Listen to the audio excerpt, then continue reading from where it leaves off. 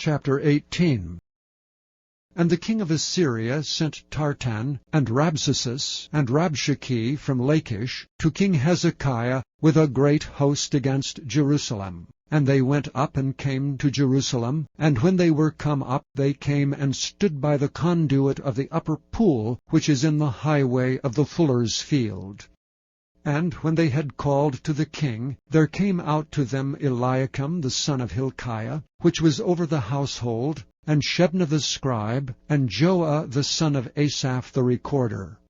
And Rabshakeh said unto them, Speak ye now to Hezekiah, Thus saith the great king, the king of Assyria, What confidence is this wherein thou trustest?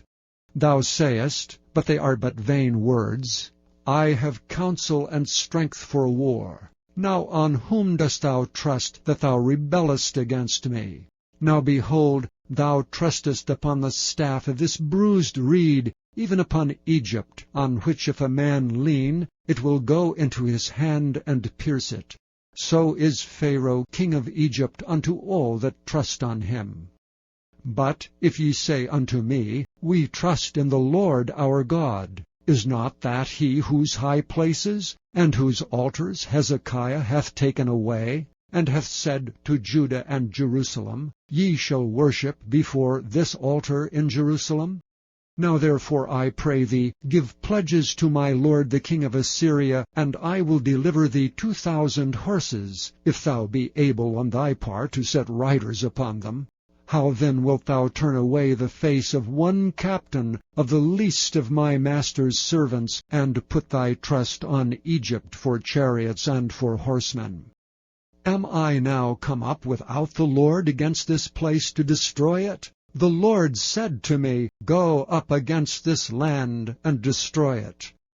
Then said Eliakim the son of Hilkiah, and Shebna, and Joah, unto Rabshakeh, Speak, I pray thee, to thy servants in the Syrian language, for we understand it, and talk not with us in the Jews' language, in the ears of the people that are on the wall.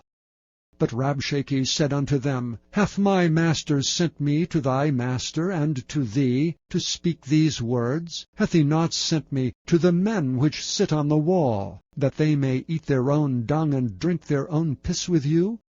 Then Rabshakeh stood and cried with a loud voice in the Jews' language, and spake, saying, Hear the word of the great king, the king of Assyria. Thus saith the king, Let not Hezekiah deceive you, for he shall not be able to deliver you out of his hand. Neither let Hezekiah make you trust in the Lord, saying, The Lord will surely deliver us, and this city shall not be delivered into the hand of the king of Assyria.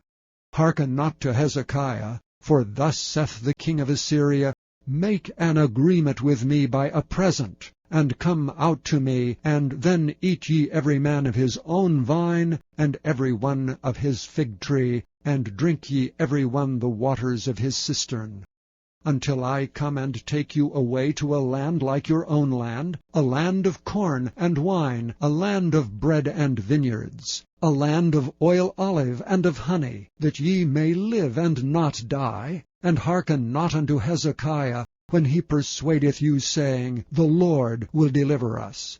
Hath any of the gods of the nations delivered at all his land out of the hand of the king of Assyria? Where are the gods of Hamath and of Arphad? Where are the gods of Sepharvaim, Hena and Ivah? Have they delivered Samaria out of mine hand?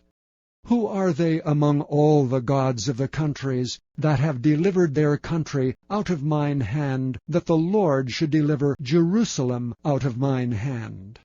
But the people held their peace, and answered him not a word, for the king's commandment was, saying, Answer him not.